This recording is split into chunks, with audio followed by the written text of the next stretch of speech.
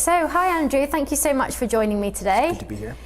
So before we get started, can you just kind of give me a bit of information on your background? Yeah, so I'm a research fellow at the Hoover Institution and the William J. Perry International Security Fellow at the Freeman Spogli Institute. Both are at Stanford University.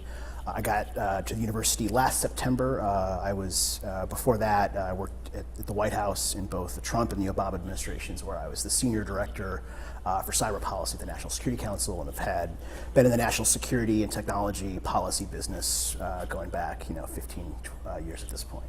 Amazing. So can you give me a bit of an overview of your current work at Hoover and Stanford? Yeah, my research and my teaching focuses primarily on cybersecurity and other areas of technology policy that implicate national security and international relations, including international economic relations. It's a vast field. There are a few areas in national security policy or domestic policy that don't have some cyber dimension to them. I used to, when I worked at the White House, the National Security Council is sort of divided into directorates. I was, in the Cybersecurity Directorate. There are directorates that correspond to different parts of the world, different issues like nuclear nonproliferation. And, I can honestly say there wasn't a single directorate that we didn't work with on the cyber team on a cyber and issue. So cyber and China, cyber and Europe, cyber and nonproliferation. So it's a vast field, which makes it a great research area and a lot of fun. Yeah, absolutely. And so how did you kind of begin your work in this area in cybersecurity and AI more specifically? So I've always been interested in technology.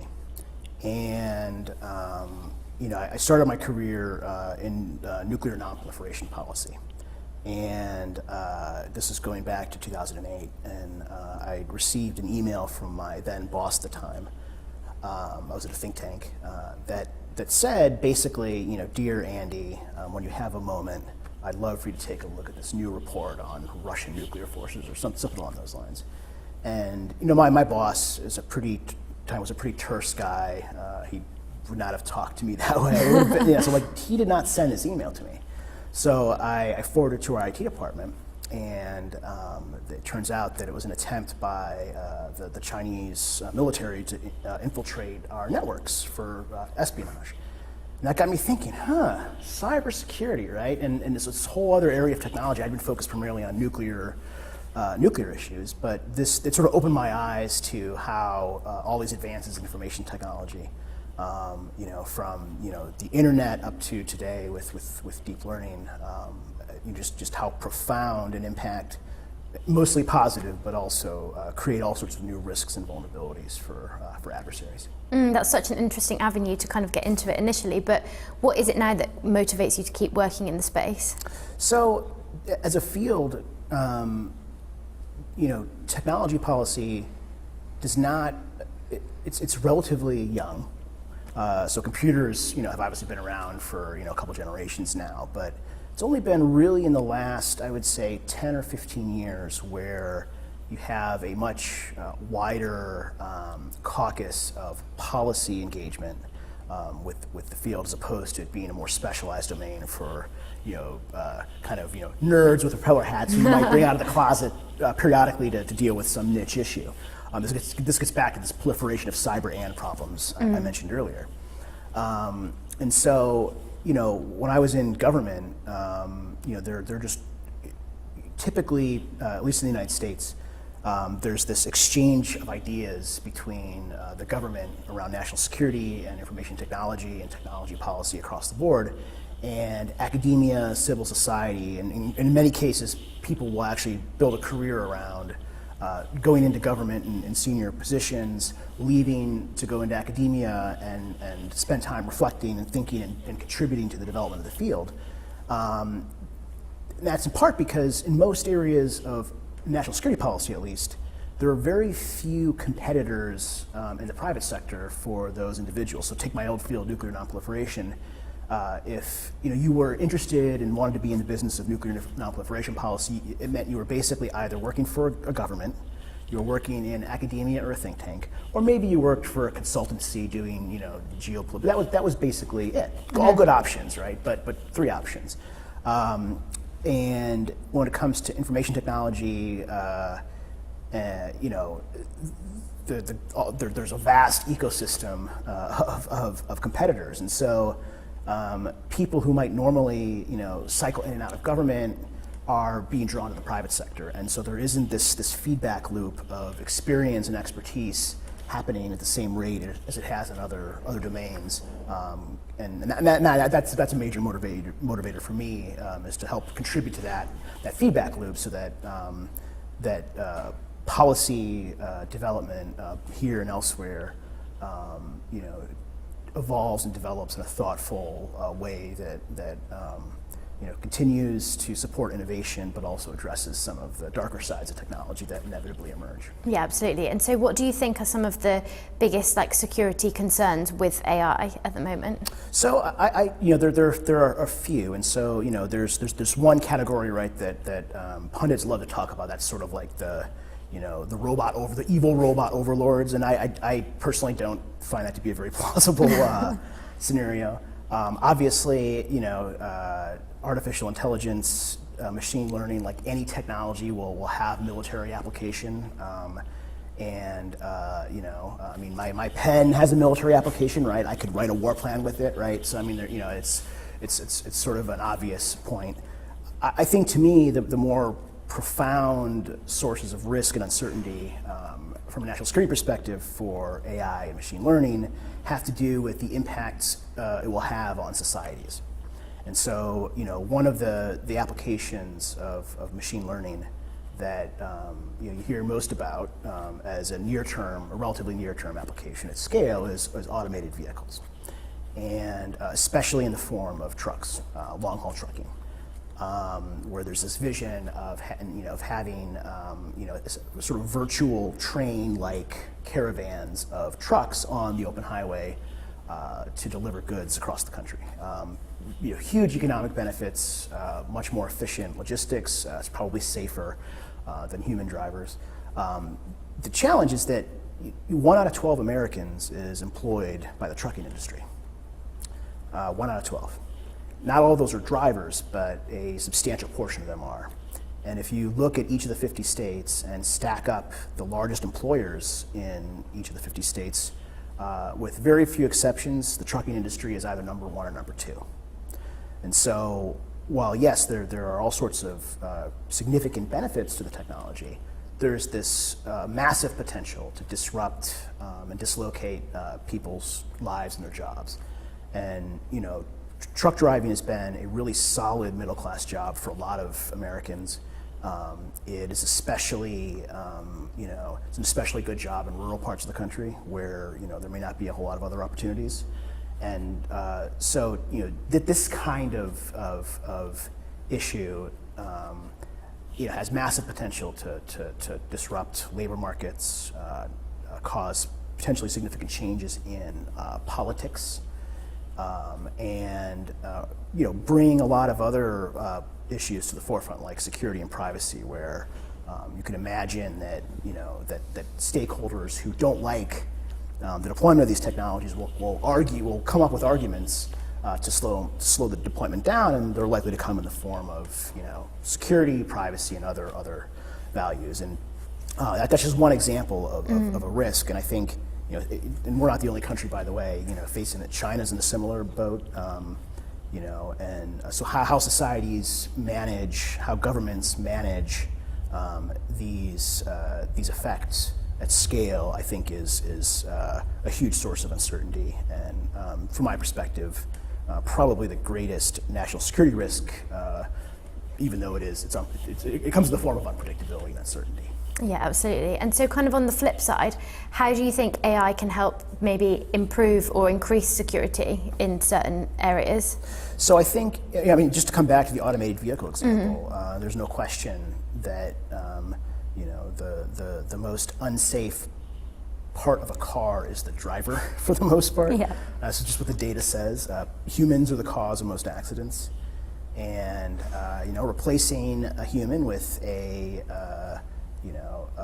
well-developed machine learning driven, no pun intended, algorithm, you know, driver in effect, it is going to save lives and make the world a safer place for drivers and pedestrians alike.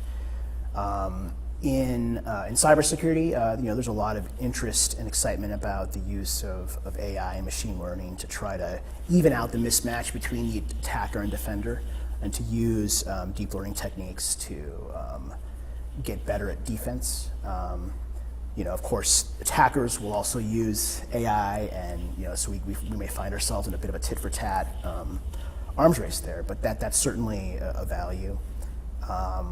In a lot of ways, the benefits are only limited by our imagination. Yeah. It's why, from my perspective, it's such an exciting policy field, right? Because we have on one side of the ledger, a really impressive list of benefits, both economic and social. But on the other side of the ledger, we have a set of costs as well, and then the challenge for policy is optimizing against the benefits and the risks, and hopefully, putting us on a path to sustainable innovation and increased security. And so you've mentioned like autonomous vehicles and tracking these kind of industries, but what other industries do you think could benefit from your current work? So, I've focused a bit on so-called deepfakes. These are that's sort of the derisive term for fake videos. Okay. And some of the policy opportunities and challenges there. It's another example of this technology having this two side of the ledger character. So on the positive side of the ledger. What a deepfake is basically it's a machine learning generated video, and the author feeds a machine learning algorithm footage of you, me, whoever, and essentially trains the algorithm to produce video or audio, as the case may be. That's a pretty impressive replica, and it's getting to the point where it's going to be almost impossible to tell the difference between a fake video and a real video. And the driver behind the research is Hollywood, who put yourself in the position of a director in post-production who has spent hundreds of millions of dollars in a film, only to notice that there's this particular scene where Brad Pitt's posture and lighting wasn't just so. And right now they have a choice between reshooting the scene at enormous expense, reassembling the cast and crew, building the set again, or letting it slide. And what this technology could do is allow that scene in effect to be reshot without having to go through all that work. It could make foreign language dubbing a lot more sophisticated and lifelike, so you don't get the awkward, funny lip out of sync with the voice. Especially for parts of the world that don't have access to, especially English media, and their population size isn't that big, so it may not be economical today to produce film, news, and other content that that's in their native language. This would help solve that. Now the flip side is you could you put your evil genius hat on and think about all the clever, mischievous ways you could use a fake video to, in an election campaign, for example, to literally put words in your opponent's mouth. Governments, using the technology to, have foreign leaders say things they didn't say. So imagine a fake video of, Vladimir Putin, admitting that the invasion of Ukraine was illegal and wrong, and announcing a withdrawal. I'm